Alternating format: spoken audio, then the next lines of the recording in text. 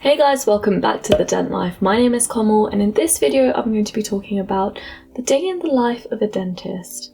What I get up to when I'm working. Basically, I'm not going to make a vlog because I don't want to compromise anyone's confidentiality. I'm not going to give away any patient information. I'm not going to tell you if they're male or female. This is strictly confidential, and it's strictly just to tell you what I get up to in a day.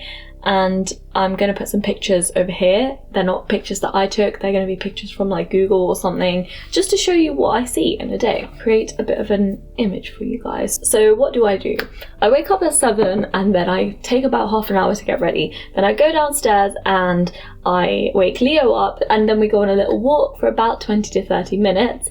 And then I come back and have my breakfast really quickly, and I leave for work at about 5 or 10 past 8. So I get to work at about 8:45, and that gives me some time to put my scrubs on, just look at my day list and get on with the day. So my first patient was at 9 o'clock. This person was booked in for an emergency as their filling had fallen out. So I brought the patient in, assessed the patient. I never met them before, so I did a quick medical history, took a dental history, and then looked into their mouth, looked at the problem, and it was basically a missing filling. So because we have these AGP rules and regulations, we have to get our PPE on, we have to have fallow time, I couldn't do a proper complete treatment on this patient. So we decided that I'm going to temporize the tooth, so I popped a GIC filling in there. So then the patient would come back for a full examination and I would fully plan their treatment at that appointment. And one of the things that I knew I was definitely going to do is replace that GIC filling and put a normal filling in, so either amalgam or composite or something else if we decide something else. So I had 40 minutes for this appointment. It was over within probably 10-15 minutes. If it was normal times, maybe I would have had enough time to do a proper filling on this patient, but because of the AGP rules and stuff, I couldn't. Anyway, so my next patient was at 9:40, and this was for some extractions. So this patient had quite heavily broken down teeth. There were 2 teeth that needed to be taken out, but they were so crumbly and so broken down that me and the patient had to agree that we had to go in for a surgical extraction. And this is something, of course, I haven't done that many of, but I am quite confident in doing them now because I have done a few supervised and unsupervised. So it did take a while to take these teeth out, and I had to ask my supervisor to come in and help me, but overall it was really successful and the procedure was done in about an hour. Then at 11 o'clock I had another patient, so this was just for an examination, so I had about half an hour for that, and it was all pretty straightforward. They didn't need that much treatment, so it was quite easy to do. When someone needs a lot of treatment or they haven't been to the dentist in a while, especially for me, it can take me quite a while to look through everything, plan everything in my head, but this one was quite straightforward, so that was nice. And then at 11:45 I had another emergency patient who was there because they had some pain from one of their teeth. Again, for this patient I could only do a bare minimum, so they had a chip on their tooth. I just cleaned it up a little bit and restored it with a temporary filling. Asked them to come back for a full examination, and so that we could replace the filling as well, because again, the AGP, just the timings just don't work out. I only had 45 minutes to do quite a lot of work, so it wouldn't have happened. So you have to plan ahead for these things.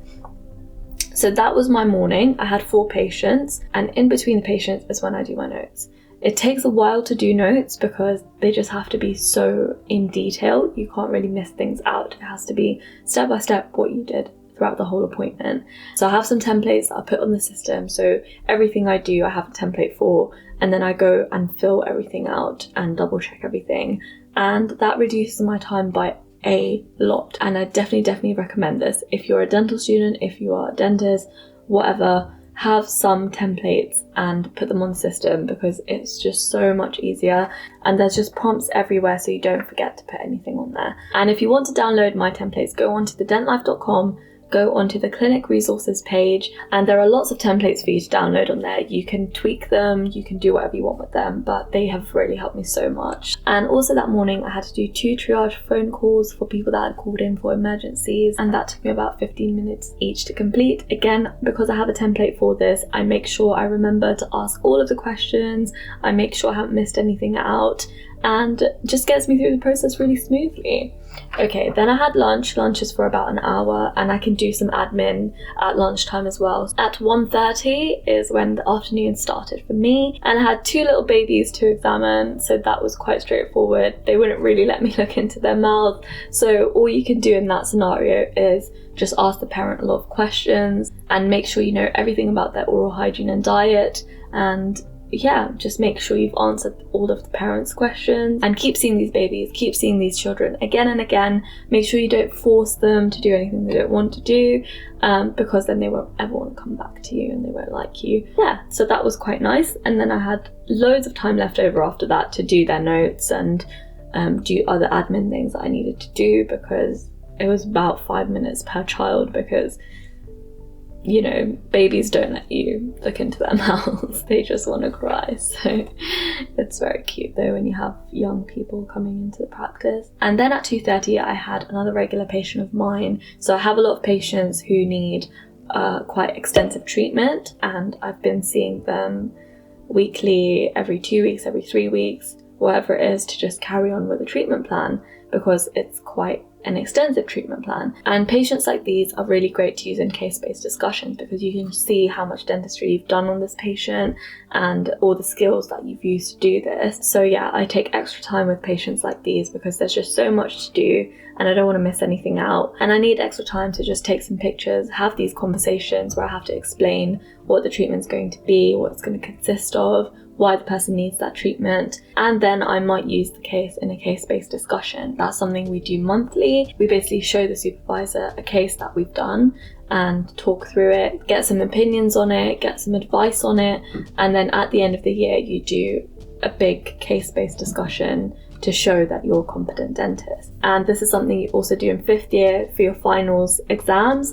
You do a case-based discussion, you show all the skills that you've used on one patient to restore their oral health and function. Okay, and then my final patient was at 3:30, and this was treatment on a pediatric patient. We did some fillings and we actually ended up doing a pulpotomy as well. So I will show you what that is over here.